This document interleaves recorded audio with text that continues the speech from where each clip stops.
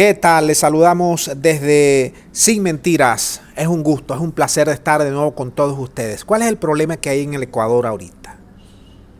Que el señor presidente del Ecuador, Guillermo Lasso, banquero, de la burguesía, multimillonario, se olvida una vez más de los pobres y no quiere derogar el decreto que Lenín Moreno dejó vigente de subir, de ajustar los precios del combustible en el Ecuador cada mes, de acuerdo al mercado internacional, de acuerdo a las variaciones del mercado internacional. Resulta que desde el año pasado, desde junio del año pasado a julio de este año, el combustible en el Ecuador ha subido 50%. Y el señor Lasso aparece recientemente en un programa de televisión y lo dice de manera arrogante: no vamos a quitar el subsidio, no vamos a quitar ¿cómo se llama esto? Las tarifas del decreto vigente que logra esto, que cada mes estén los ecuatorianos pagando por el incremento del precio de combustible. Estamos hablando que ha subido en casi un año casi 50%. Estamos hablando que en Ecuador pagas entre 1.7, 1.8 o $2 a $3.50 el galón o el litro de gasolina, como decimos acá en Venezuela. Estamos hablando que Ecuador es un país que está atravesando dificultades económicas severas.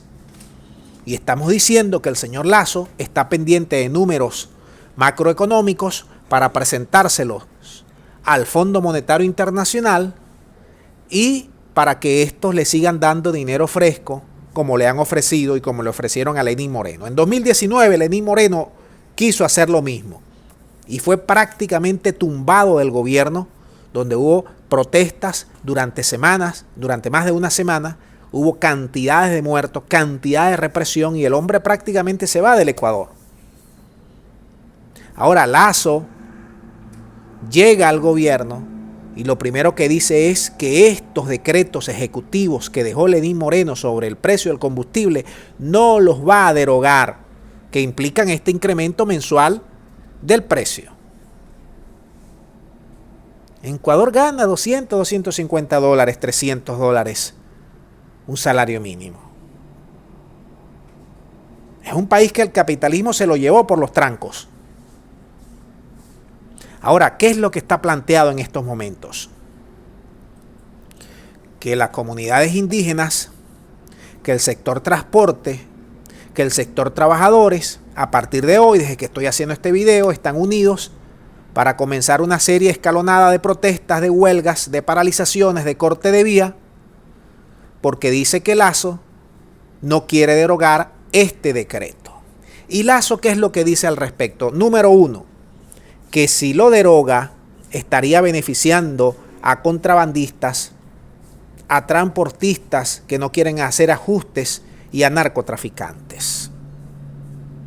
Y Lasso también agrega que solamente este precio del combustible tiene un impacto del 5% en el servicio del transporte, cosa que es desmentida por los transportistas.